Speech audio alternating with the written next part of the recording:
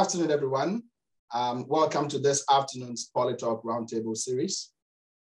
And today we are going to discuss the Emergencies Act, which was invoked by the Prime Minister on Monday to deal with the protest from truckers that is ongoing around the country. Now, before we begin, I want to acknowledge that the University of the Fraser Valley is in the traditional Stolo territories. And I would like to acknowledge the traditional Stolo territory where we are meeting today. And here in Abbotsford, I would like to particularly acknowledge the Sumas, Musqueam, and Kwantlen First Nations, our closest neighbors. Now, today we are going to have 4 presenters, myself included.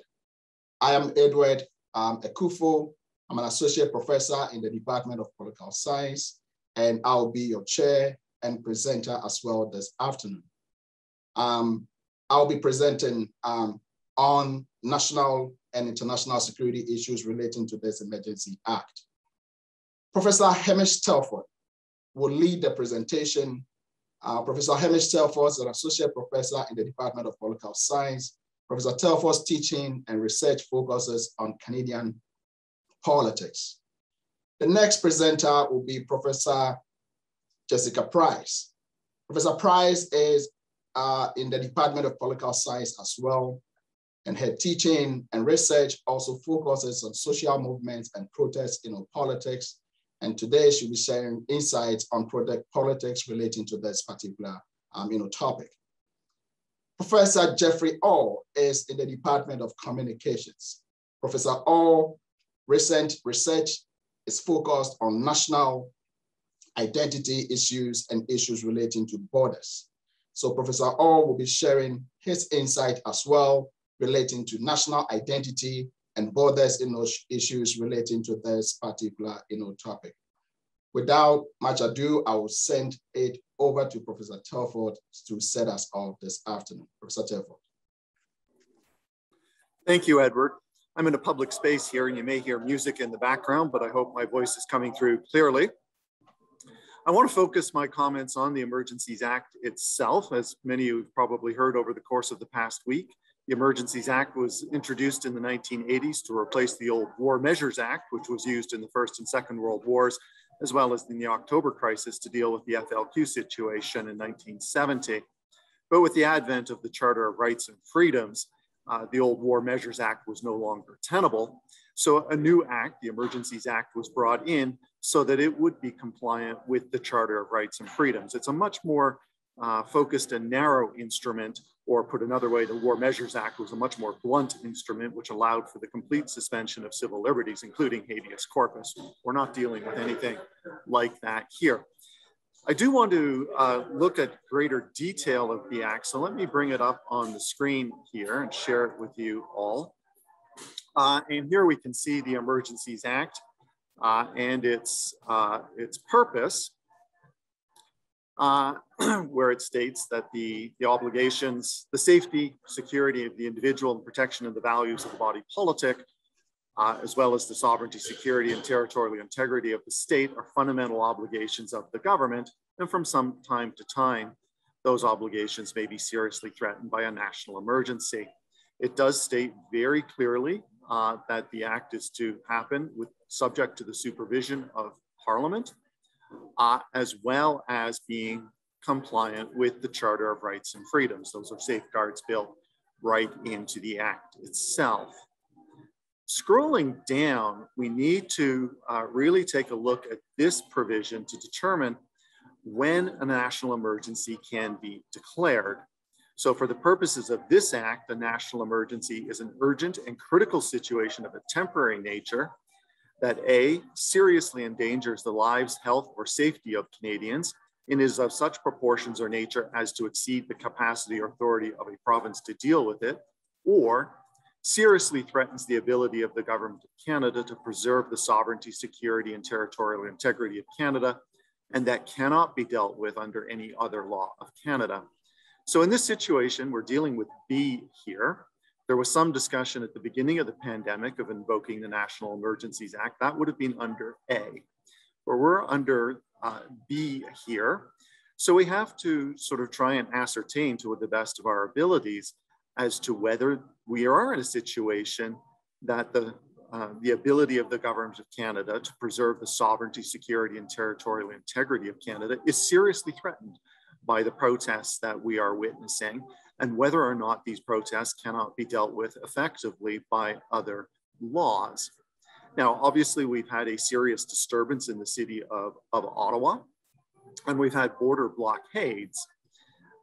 In a general sense, the border blockades, I think, amount to an economic blockade, which does, in a general sense, Edward will be able to speak more to this, threaten the economic security of Canada. And of course, Ottawa has been sort of held captive, where downtown Ottawa has as well. Still not clear to me that this meets the definition of security being that's used here, because it is a very specific definition of security that's being used, the same as exists in the Security Intelligence Act. Now I'm going to try and, Edward, can you give me a thumbs up if we're on a different page now? Okay. Yes. Now we're looking at the Security Intelligence Act here, which provides the various definitions of security that the government can call upon. There are 4 different threats to security of Canada, as you can see here. And in the sake of time, I won't read them all, but I will highlight C. This is the one that the government of Canada is invoking in this situation. The government of Canada is claiming that there are activities within or relating to Canada directed toward or in support of the threat or the use of acts of serious violence against persons' property for the purposes of achieving a political, religious, or ideological objective. This comes very close to the definition of terrorism. Now, to date, the protests that we have been seeing have been relatively non-violent. They're not lawful protests, but not violent. We have seen the arrests in Alberta near the border crossing there of a few people with a cache of weapons. But that's all that we have seen. So I don't think that we've actually seen the threat we certainly haven't seen the use of serious violence, nor do I think we have much evidence that we have seen of the threat of such violence. But this is, I think, what the government of Canada is relying on here. But they really haven't said much about what the threat is either. That there are threats of the serious use of violence in these protests that we have seen stemming across the country that warrant the invocation of the Security Act. Now, can these things be dealt with by the other laws of Canada? Well, the anti-terrorism law is a very strong instrument, and we've got lots of criminal laws as well that we could use. My sense is that why the government has introduced the Emergency Act here is to break the financing of the protests. We all know that a lot of money has been raised on various online platforms. And it seems to me, I'm no expert in this matter, but it seems to me that we don't have laws on the books to deal with that kind of financing for illegal and unlawful protests. And the orders that have been brought in to date are very much directed towards breaking the financing of the protests. So going back to the first here, have we met this threshold? Well, I don't think we know exactly what the security threats are that's caused the government to act here. They've been fairly cryptic. They've insinuated that something is going on, but they haven't revealed to us what they know. Now, part of the emergency, and it may be the case that they can't deal with this under other laws. So in sum, I don't think we really know. Are we going to know? Well, we should get to know in this parliamentary debate, although so far the government has not been fully forthcoming. There will be a report after the fact, although there again, I'm not sure how forthcoming the government is going to be in that with the intelligence information that they've been acting on. And to make a last point, the Civil Liberties Union of Canada has announced that they'll take the government to court, but one constitutional law professor that I was listening to the other day saying the matter is effectively not justiciable because under the Evidence Act, the government probably won't reveal the evidence that they've been acting on. And Parliament may not find out, nor will we.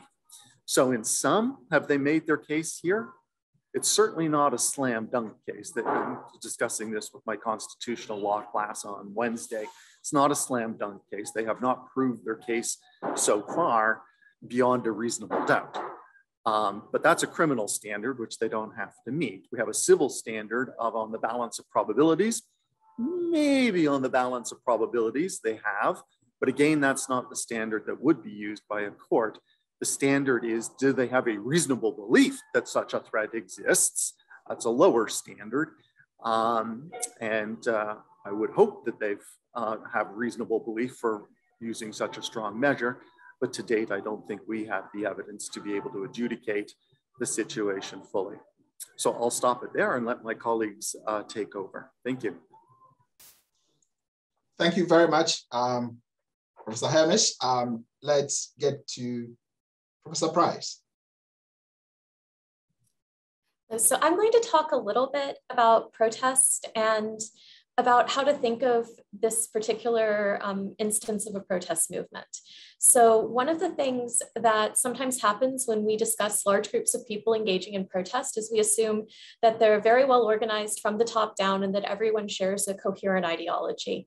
In fact, in many cases, people are motivated to protest because of things like anger, which is a strong emotion that tends to motivate protest participation, and loose ties. So in fact, when we talk about this group of protesters, I think it's important to say that while there are probably very similar things motivating many of the protesters in terms of anger at the federal government, anger at certain provincial governments, a generalized anger at the situation with COVID-19, the economic situation, to treat them as being part of sort of a unified movement as some media has done, but particularly as this is being framed in terms of it being an emergency, is probably a little bit deceptive. So I think in terms of thinking about these protests, one of the things to keep in mind is that we can identify things about the backgrounds and political orientation of the protest organizers, the initial organizers, but in terms of the people who actually show up and protest, they likely come from different backgrounds. The other thing I wanted to talk about is how we categorize what's going on in Ottawa. So in terms of things that are definitely at issue, the constant honking that was happening earlier in the protest, and now it's a lower level honking, that level of noise, while we wouldn't call it violence, certainly is something that's kind of a new protest tactic. It's not something that we've seen in a lot of protests before. And high levels of constant noise have been categorized as associated with essentially a kind of torture experience, because if you have to be exposed to noise over and over again. So there are certain levels of ungovernability that are happening with this protest. If we're categorizing things as violent or non-violent, different scholars have different ways of categorizing this, but usually we think about violence as violence against human beings. And we simply haven't seen that in this protest movement, except for with the threats in Alberta against the police, which were certainly significant attempted violence. But in terms of what's happening in Ottawa, maybe there have been some threats, but the threats have not been coordinated. So I think it's important not to treat this as a coordinated movement behind a really specific political goal, because we haven't seen evidence of that yet. But at the same time, we don't want to minimize the degree to which the people living in Ottawa, and particularly in the downtown core, are experiencing a very, very difficult situation. And in terms of public safety, emergency vehicles would not be able to reach people if there was a fire because of stockpiles of gas and propane. That could also be a catastrophe. So I do think that there are significant public security issues, but in many respects, we would think of these more as policing issues than as issues connected to national security. So when we're also thinking about the protests in terms of a political situation, one of the things to keep in mind is, and again, these polls are recent and they would probably change in terms of how people are polling people over time, but there is some support among the Canadian public for lifting pandemic restrictions, quite a good deal of support actually. There's very little sustained support for the protesters themselves though. Their tactics have not been a model of how to gain support as a protest movement, because they've been seen as disruptive and as very difficult to deal with for people. And so in fact, there's, in terms of, if you look at responses to polls, a lot of anger against the protesters and a lot of call for a harsh law enforcement response. And so I think that's also something that is motivating these politicians to respond in the way that they've responded to this particular episode of protest. And I want to raise one other thing. In terms of talking about public protest, one of the tendencies that people have is to characterize protests based on whether you agree with the ideology and the goals of the protesters. But it's important to think about protests more generally as a strategy that people use to engage with their governments, particularly people who are marginalized from the electoral system or who are in minorities. And in this case, this is what we might think of as a political minority, but any kind of protesting tactics that are used against one movement could easily be picked up to use against another movement, and we'd suspect that. And so there have been criticisms about the weaker police response against the protesters in Ottawa and also at the borders as compared to Indigenous protesters. There are some issues because the RCMP is usually the police that confronts Indigenous protesters, and they're known for harsher police response in many cases than municipal police. But in terms of the escalation to calling in the RCMP and large numbers of police today, we are seeing a significant use of the Emergencies Act to basically increase policing power and to bring the RCMP into Ottawa in order to greatly increase the number of police. And that use really wouldn't be out of keeping for a lot of other countries, but it's not something that Canada has done in the past. And so that's the other thing to keep in mind. If we look at the kind of the international response to what's going on, certain other countries have much broader powers for essentially the federal government to call on police or to call on military at will. And so one of the things to think about in this response is the degree to which there's maybe securitization as well in how Canada is responding to movements. And we do tend to see if securitization happens, and that's when things get treated more as a security issue over time, that it doesn't tend to go away very easily. And so we would expect that this is the first time to invoke the Emergencies Act. I would think it is likely that that will make future governments much more likely to use the act themselves as well.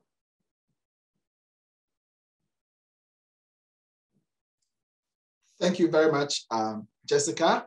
We would like to tell attendees that please use the chat box to send comments and to send your questions, and we'll be happy to to address those after the presentations. Now we will turn over to Professor Jeffrey Orr to share his views. Thanks. Thank you very much. Yeah, and thank you to Hamish and Jessica for really thoughtful ideas. I wanted to pick up on a few things that have been said already and maybe kind of focus them through the lens of the border, because I think what we're seeing here is, you're right, an unusual kind of relationship to the act itself. And it seems to me that the border can shed a little bit of light on this.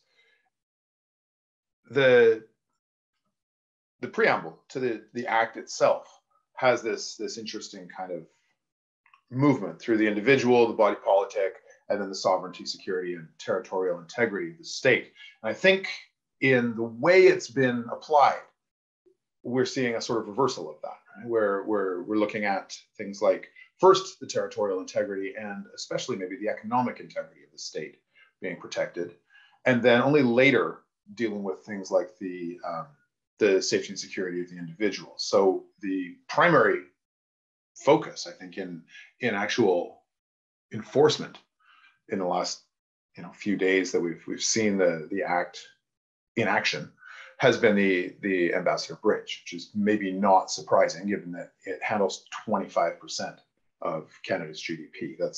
I think it's a very telling moment, is that when that economic choke point gets squeezed, that's when the government feels compelled to act. There's been a lot of call for greater action in Ottawa for a while before anything really happened. And so it seems to me that we can think about this usefully if we start thinking about how the border operates. Because on the one hand, the border is a geographical location, a line, the longest undefended border in the world, etc.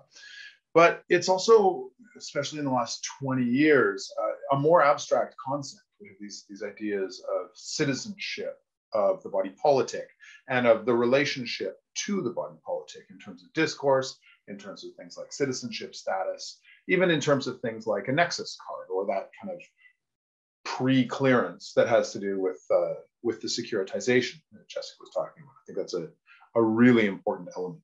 And so one of the things we might ask here is to move kind of from Hamish's point. Is this an urgent and emergent situation?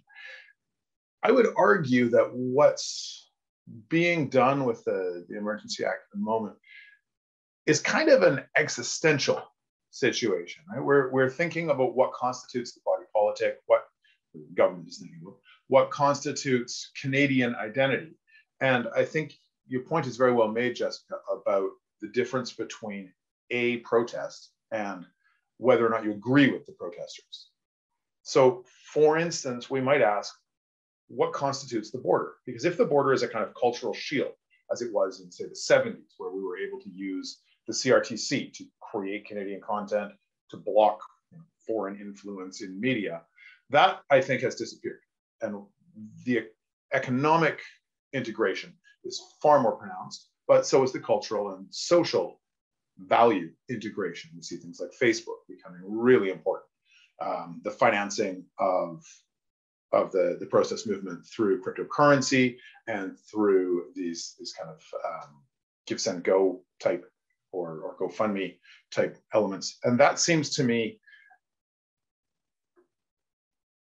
a kind of economic and cultural difficulty that the Emergency Act it's not intended to be used in this way, from what I can read into it, but it seems like it's being used, as I guess all law is, to respond to a situation that didn't exist when it was written.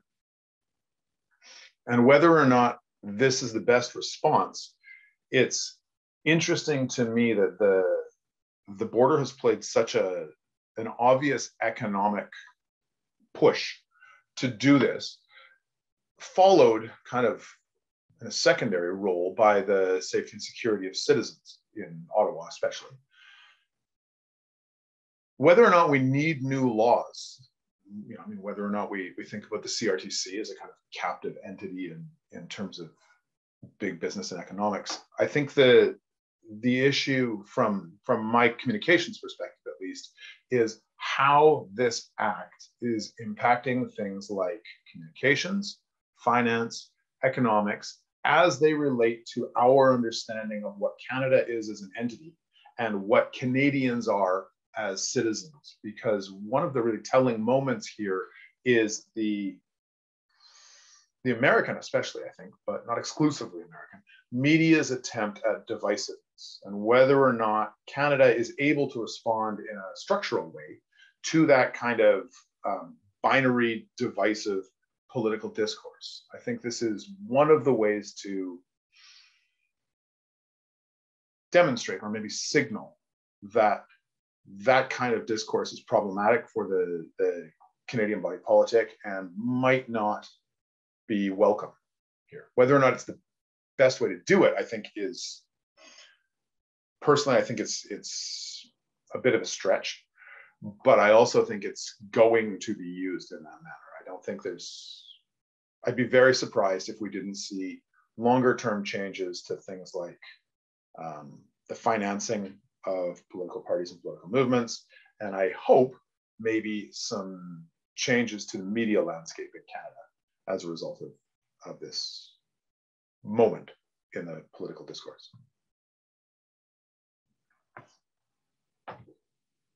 I'll leave it there. Right. Thank you so very much, Jeff.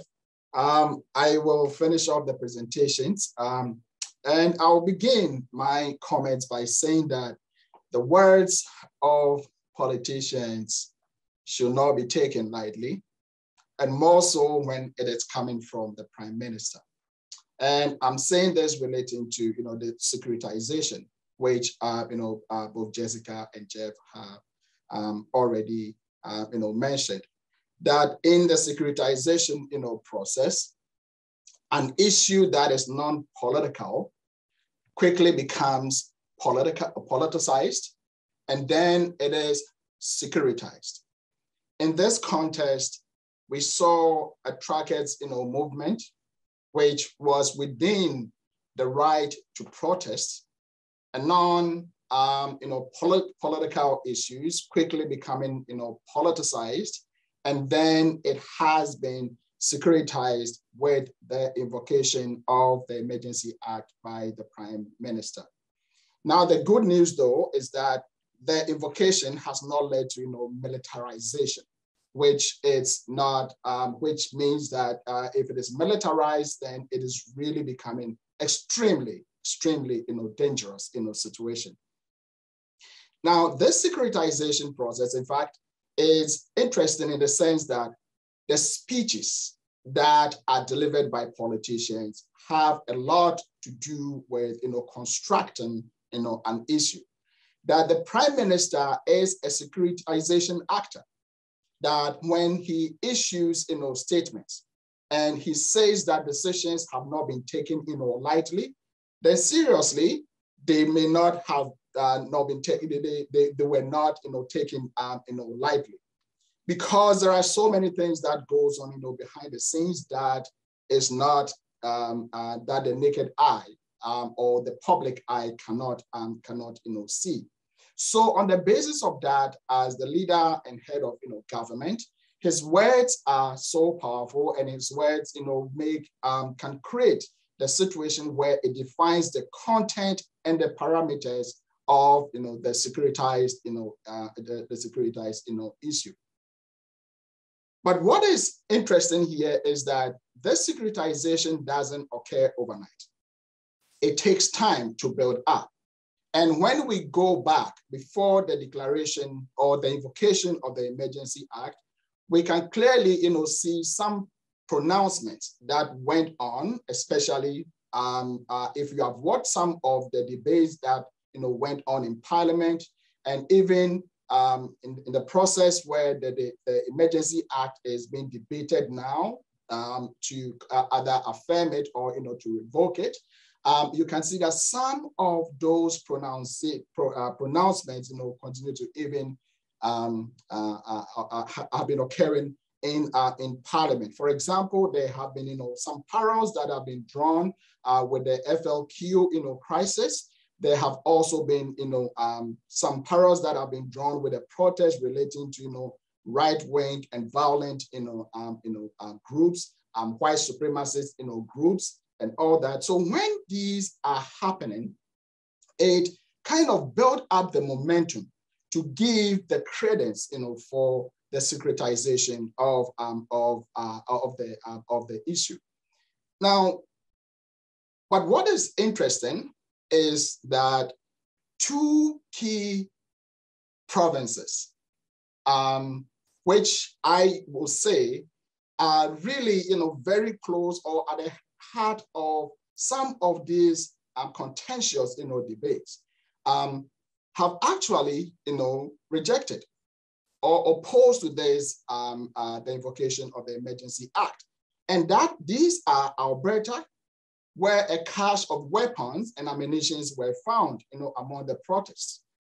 And secondly, Quebec, which was the province that, proposed to, to institute some very harsh or draconian, policies, in my view, which was to impose some taxes and prevent even unvaccinated, people to in public, places and all that. But later on, shelved that particular, idea.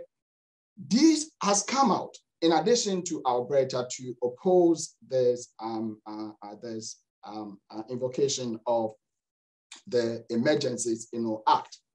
But I have the declaration here in my hand, and I would like to read, the first part of the declaration, which really says that the continuing blockades by both persons and motor vehicles that is occurring at various locations throughout Canada, and the continuing threats to oppose measures to remove the blockades, including by force, which blockades are being carried on the conjunction and with activities that are directed toward or in support of the threat or use of acts of serious violence against persons or property, including critical infrastructure for the purpose of achieving a political or ideological objective within Canada.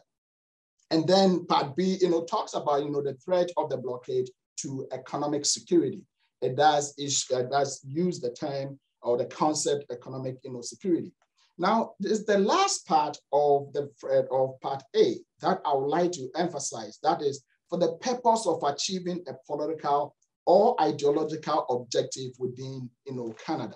Now, this is very, very, very serious in that when politicians use these words, it really pushes security, it really kind of put a seal on the securitization. And in fact, we have heard, in the news that, some of these groups have called for the removal or the overthrow of the democratically elected, government. Now, but having securitized, the issue, I agree with, the earlier three, speakers that it still raises questions as to whether the threshold of invoking this Emergency Act has been met. Now, clearly, two provinces, as I said, earlier on, have rejected, any help from the provincial government relating to this Emergency, Act. But critically, relating to this idea of, achieving a political and ideological objective within Canada, which, by the way, is connected to the Criminal Code of Canada, its definition of acts of terrorism. And it raises the big question as to whether these trackers have the capability to do what they say they want to do.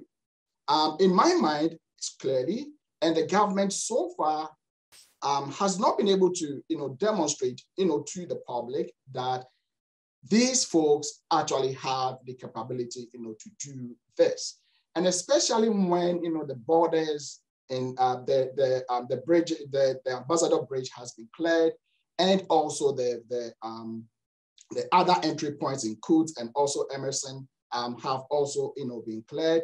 It clearly shows that this protest was really within the civil rights of, these folks in my mind. And therefore, when the state came back with, the sledgehammer, the folks say that, what, we want to, to give up. But then what is going on in Ottawa still kind of gives some credence, to the need for the state to take a step, forward. But it appears that the rejection of this invocation by these two key provinces, Alberta and Quebec specifically, but of course, Ontario has supported it, and clearly they have a clear rationale for supporting it because they were taking a huge bite from the cross-border trade, which is estimated to be $700 million both ways, in a day. So it is clear on that basis. But the question is, and this the question that I have in my mind, which in a sense is also a statement, is that will this invocation lead to the securitization of protest over time?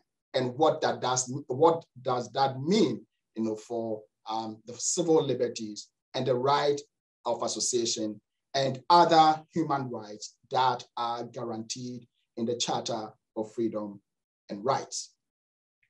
I think that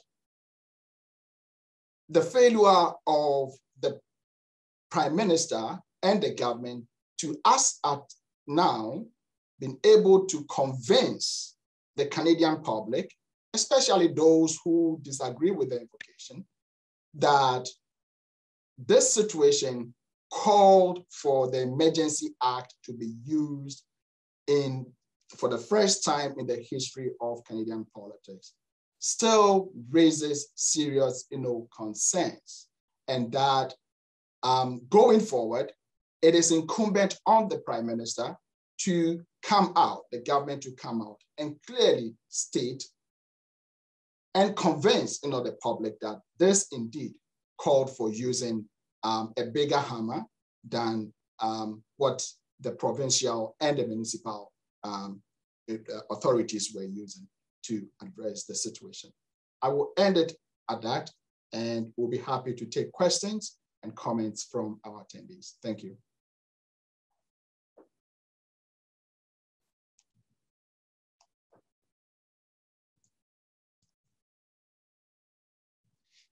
Yes, Hamish. Excuse me, I wanted to speak again just on one other point and picking up on comments that everyone made, including Jessica's very important point that your view of the protest sort of depends where you sit.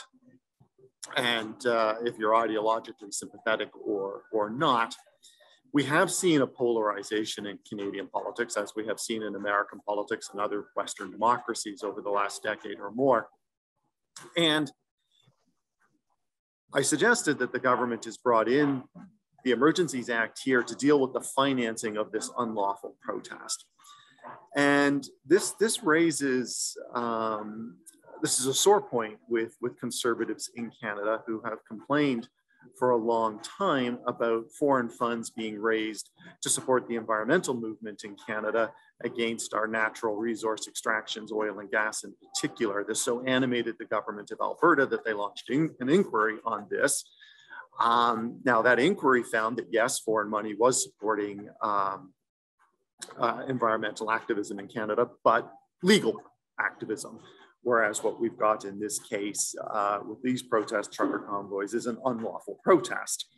However, to throw a new wrinkle into our story, last night there was a serious, I think we can call it an act of eco-terrorism in northern British Columbia at the Coastal GasLink site, where allegedly some 20 individuals attacked a work camp and seriously, it was a seriously violent altercation at the work camp and a chase by the RCMP. This couldn't have happened at a worse time, nationally speaking, because of course, the Prime Minister had invoked the Emergencies Act to deal with a particular protest, which is animated particularly by conservatives. Now we have this attack, which is either by anarchists or leftists or environmentalists or whomever. And this is just going to inflame and polarize the situation in ways which I think are unfortunate, to say the least. Okay. Right, thank you very much. There's a question here from, I think, Rashad. And Rashad is asking the question, and here he's throwing it to the whole panel, that he, coming from a country like Azerbaijan, where, the words, government, control and all that. His question is that, do we think that Canada is immune to those kinds of potential consequences? Yes. All right, Jeff.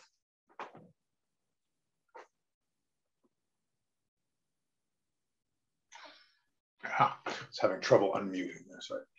Yeah, thank you very much. That's a great question, Rashad. Thank you, Hamish, for providing that bit of context. I think the simple answer has to be no, and that to hear people assert that Canada is somehow immune to ideas is naive at best. If there's any kind of quote unquote immunity or sort of robustness in the Canadian political system or landscape, I think it lies in the parliamentary system, which is a little bit less susceptible to the polarization that we've seen in the US, which is in some part exacerbated by the way in which geography plays a more important part than population, say, for instance, the Senate and the Electoral College. That said, I think Canadians like to feel somehow superior to the American situation, and that strikes me as dangerous. I think one of the valuable things we've been asking about here is securitization, and we sometimes consider ourselves as Canadians to be above, cartographically, but also ethically, the violence and sort of Second Amendment discussions of the United States. But to worry about whether or not the protest situation in Canada is going to be securitized it's already securitized, highly securitized in Wet'suwet'en, as Hamish pointed out. It's already been securitized at Fairy Creek. It hasn't been labeled as a security threat when white conservative voters are involved. That's a possibly a little bit of a blunt statement to make, but I think it's valid in this case. There are lots of instances in which protest has already been securitized in Canada. It might be that the question of which police force deals with the city of Ottawa is very relevant, because if Ottawa was already an RCMP city, there would have been a lot less difficulty calling in additional RCMP forces. So I think that's one thing. No is the simple answer. Canada is not immune to anything that happens in the States because we have different, or for that matter, in like say Central Asian countries, to take your exact question. This process of stripping rights needs to be very carefully watched, needs to be carefully considered, because I think it's entirely possible that we will end up with a different legislative landscape as we come out of this situation. Okay. Any thoughts from Jessica and Hamish? I would just add that protest is already securitized, and you can also, so I would agree with that. You can also see that in the federal government's unwillingness to think of any kind of negotiation or mediated solution. So in many cases with protest movements, one of the things you would do is you'd bring in a trusted mediator to mediate between the protesters and the government.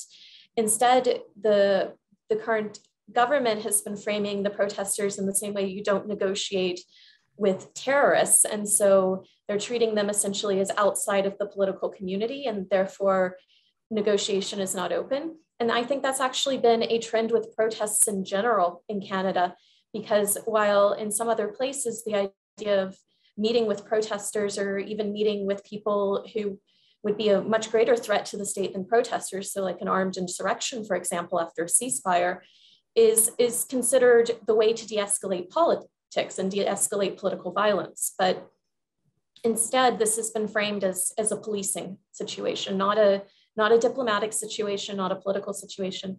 And I think that's indicative of protest in general, and how, and not just in Canada, but in other countries as well, how many states have essentially treated protesting as a criminal and law enforcement matter rather than as a political matter.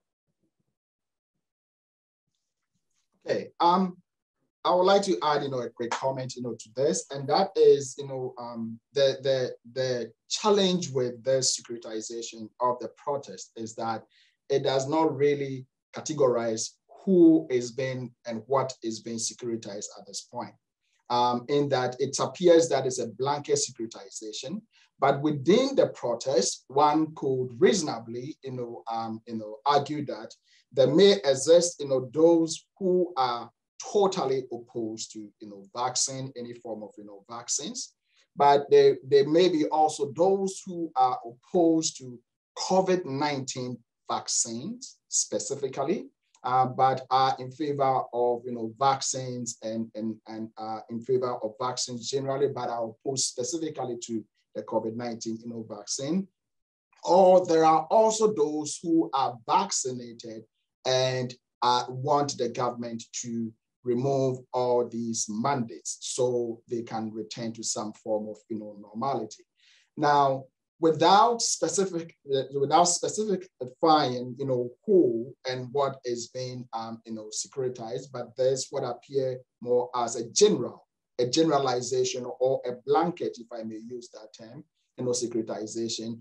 It does really, push us to what the kind of question that, Rashad was asking, that we can see some of these consequences of, state, state, Canada is not immune to that. And we can see, state control in that instance. But then if the government is able to justify that the invocation of the Emergencies Act is correct, there's absolutely no other way that this could be resolved, then the government control really doesn't come in, because emergencies are urgent and critical issues which give the state enormous power to do basically what it sees right, of course, within the context of protecting, people's rights.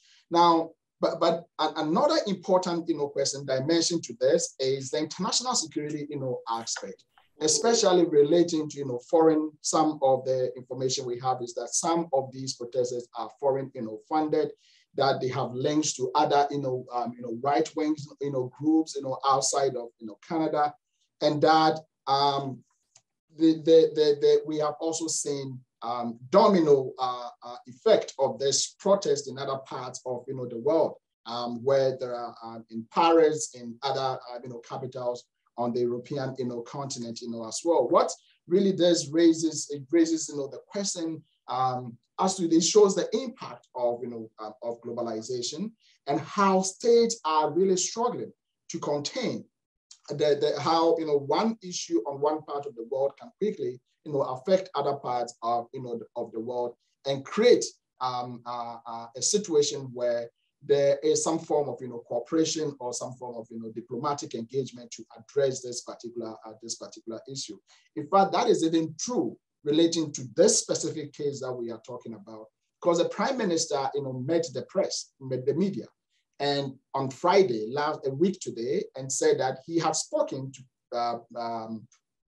the President of the United States, President, Biden, and then 72 hours later, the Emergency Act was, invoked. So it raises, the question, a much broader, international engagement, kind of, question relating to this specific, issue. Yes. Okay. I see another Hamish. I'm not sure whether you would like to chip in something. Yes, please. Yeah, I wanted to pick up on some things that Jessica said, as well as one of the questions that had been posed by a participant. And I'm going to disagree with Jessica a little bit. I don't think the Prime Minister's rhetoric was helpful. He didn't call the protesters a basket of deplorables, but that's what he clearly was thinking. And that was not helpful. On the other hand, these protesters didn't come to Ottawa to negotiate. They came to issue an ultimatum to have all COVID restrictions in the country removed, most of which are outside the jurisdiction of the federal government. So the Prime Minister couldn't deliver on that. He couldn't change the United States requirements that truckers be vaccinated to enter into the United States either. And so I don't think there was a lot to negotiate there. On the other hand, and I think we've all been talking, or you all have been talking about the securitization of this issue, and the securitization of the issue will deal with the protests in the immediate term. The bridge blockades, the border blockades have been cleared. Ottawa is going to be cleared, I think, in a matter of days. But the idea is not going away. We have now a social movement that is underway. We have highly mobilized and motivated individuals that are going to carry on this idea, and how we engage with it going forward, I think, is the key issue. And what's the movement going to do next? Is it going to be further radicalized by this action, come back to Ottawa with guns, or are they going to channel their energies into lawful and democratic forms of participation and protest? But we're going to have to figure out a way to deal and to establish a dialogue to deal with this social movement as we go forward, because it's going to be with us for the rest of the year, if not longer. Right, thank you so much, Hamish. There is a question here. I think that the question by Lauren has been, dealt with the comments that we've made, so far. But there is a specific question here from William Meher, and he's asking our thoughts about the lack of diplomatic effort to find a solution before invoking, this particular, act. And here, my thoughts are that it goes to something that Hamish just mentioned, that the pronouncements of the Prime Minister really didn't help, the situation, in that every diplomatic door was basically shut when he made references to call them, a fringe, group, and also, really identifying this group, legitimate, those who were legitimately, protesting, with perhaps a small group of people who had some other ulterior, motives. And I think that my thinking is that if an attempt had been made, even through the Minister for Public Safety, to kind of, engage these folks, or any other minister appointed by the Prime Minister to engage them without he himself meeting them, the organizers, directly, we may have, diffused, the tension.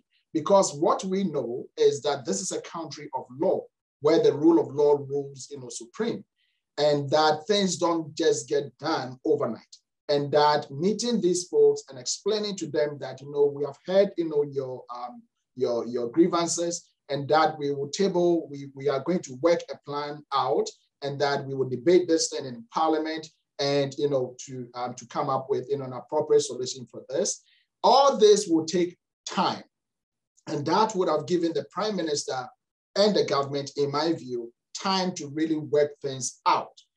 Because, the securitization, coming back to the idea of securitization, again, what really questions that people perhaps may have is that whilst the Prime Minister was making the pronouncement about some of these folks last week, and of course, there's really was a threat to the Canadian state, then the question is that what was done to deal with those threats at that time?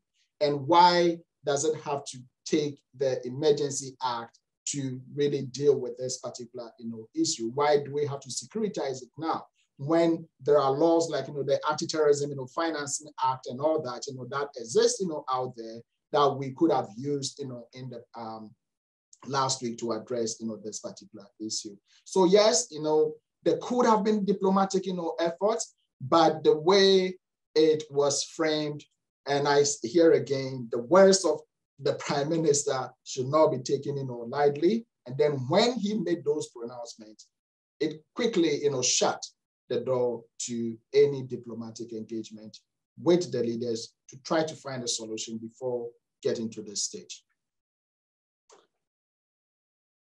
Please, any other question?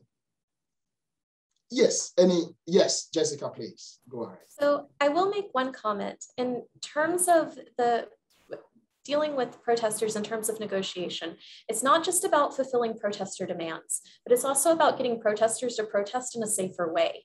And so one of the things with the Ottawa protesters is that they've been alienating people in Ottawa. They've been alienating people who might actually otherwise be sympathetic to their cause.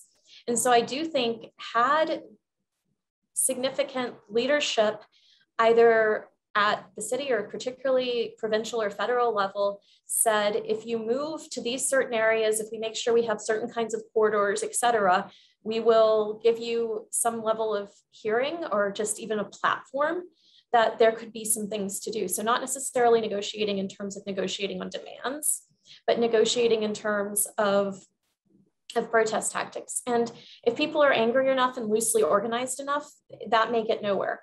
I don't know if that the Ottawa protest is actually organized enough that I would characterize it as a social movement at this point.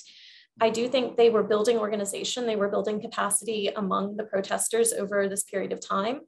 But as we saw with the court order against honking, it does seem that from the top down, there may not be a strong enforcement over individuals involved in the protest. So I'm not sure that the kind of negotiation process would, in and of itself, have gotten people to move, or that you could have just sort of a top leader to leader kind of approach.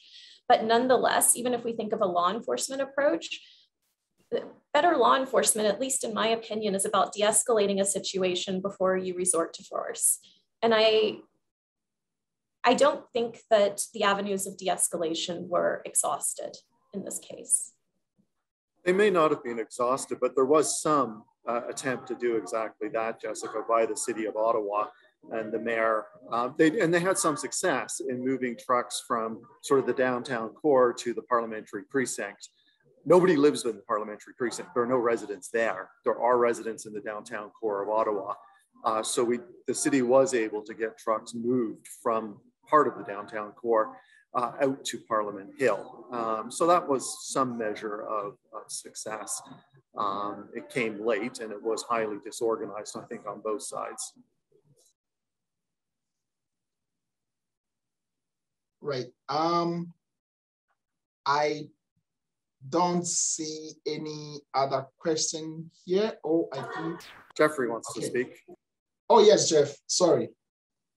Jeff, please. I wasn't trying to get the last word in there. I just thought sorry, a little context in a kind of like broader idea. This is actually a question for the panel. I'm not sure if my my political I'm cognizant that I'm not a political scientist by training. I wondered if you would agree that there's a curious kind of relationship between the federal government and the provinces in the Canadian Constitution, where the Constitution tried, I think, to develop a strong federal government and kind of gave the provinces the leftover bits to deal with, things like, you know, healthcare and whatever. Whereas in the US, they tried to have a weak federal government and ended up with quite a strong one, relatively speaking. We, as Canadians, kind of attempted to create a strong federal government and ended up with an oddly weak one.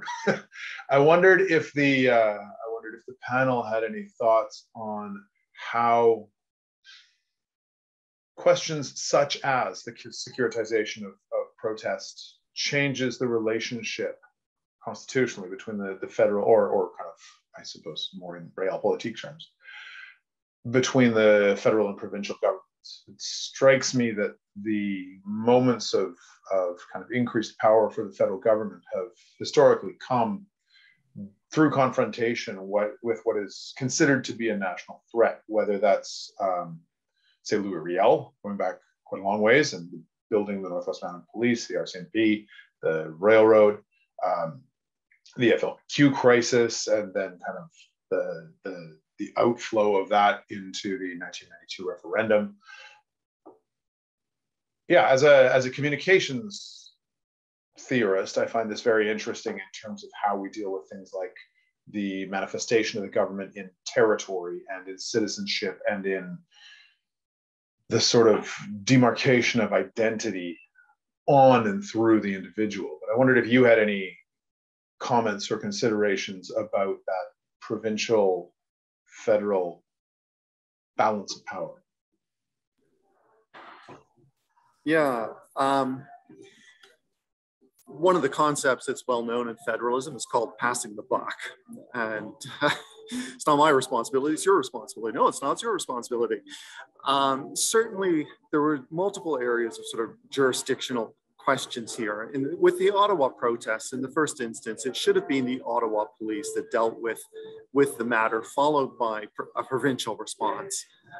The federal government is not involved in local policing. Even when the RCMP does it, it's still contracted to the municipality under the authority of the province. So the federal government, I think, had some reason to stand back and let local authorities deal with this. And they didn't for whatever reasons. I don't know if it was incompetence on the part of the Ottawa police or a tactical decision not to engage and inflame the conflict and just hope that it will blow over.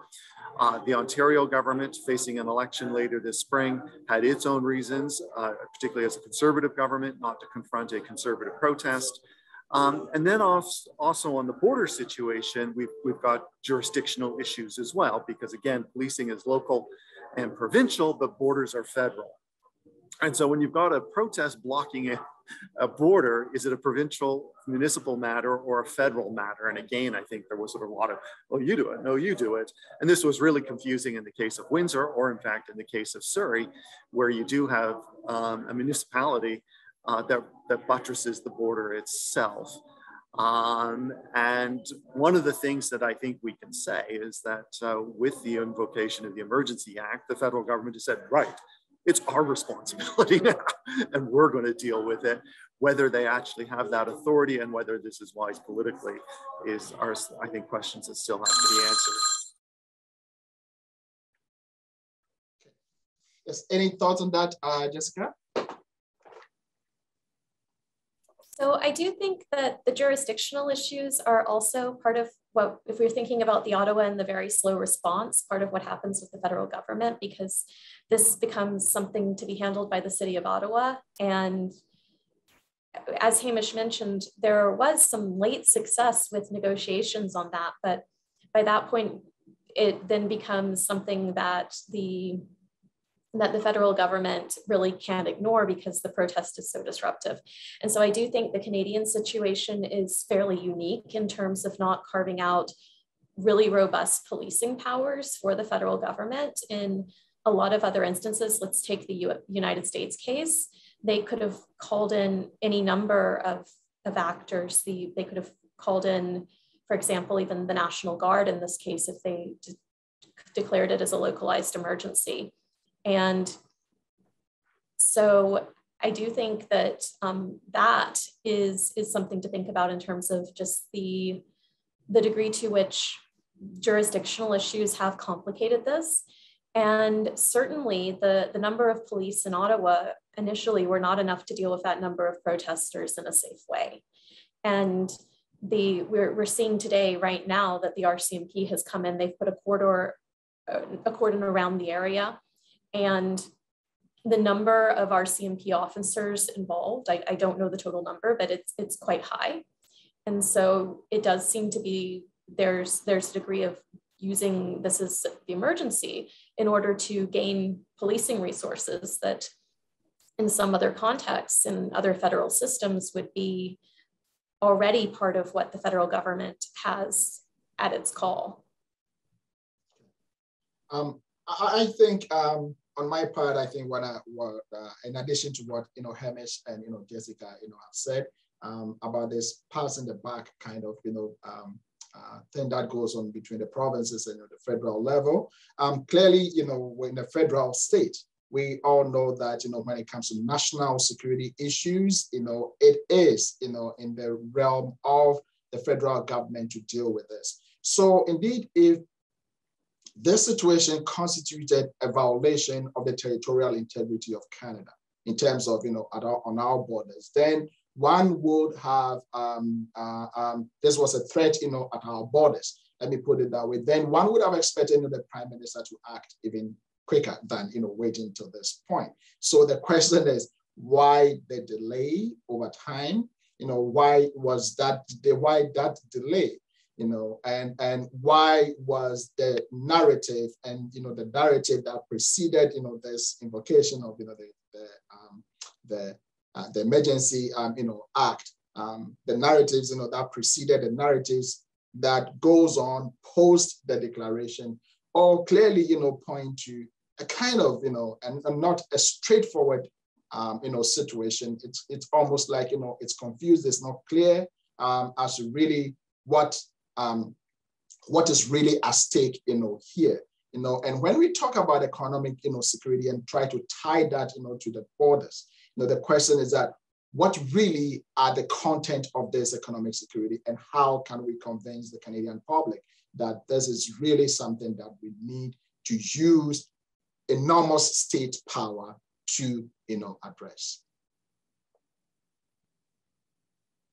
Okay, I think I don't see any other questions, coming in at this point. So in the order of the presentation, can you please, share your final, comments, starting from Hamish to Jessica, Jeff, and then myself. Thank you, Edward and Jessica, for organizing this, and Jeffrey for joining us. I think this was a really important event to do. I think we still have a lot of unanswered questions at this point, and hopefully the federal government will be more forthcoming with its rationale for invoking this pretty serious act.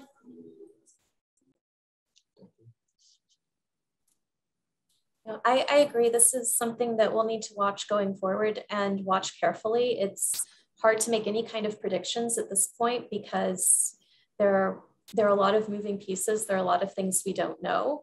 But in terms of thinking about Canadian politics going forward, this is a major event, and it's going to have lasting ramifications. It's just what exactly those ramifications are not clear yet. And it's something that I think all of us should continue to pay close attention to. Right, Jeff. Yeah, I think that's well said. It's very hard to predict the future. I do think one of the interesting moments that we might pick up on from a border perspective is that the United States invoked a few years ago a large military response by way of securing and closing their borders. And it's interesting to me that the Canadian government has done the same in order to keep the borders open. I think the question of what constitutes territorial integrity is going to develop very quickly in the next, say, 5 to 10 years, away from that geographical territorial notion and towards a question of data-based securitization around the individual. And so it's really important, I think, and interesting as a theorist to see moments when the actual territorial ground becomes so important and so relevant to the integrity of the state. So yeah, that's I think there's a lot going on here that we need to keep an eye on. Thanks. Right, thank you. Thank you very much, everyone. And we would like to thank our attendees for participating in this very important discussion. I would like to say that there is going to be another event in the future, perhaps after the emergency has come to an end, and then we will be able to look back and look at what we have learned from this. As you can tell from the discussion, as of now, a lot of things are moving targets. We are unable to come to very strong conclusions about these issues.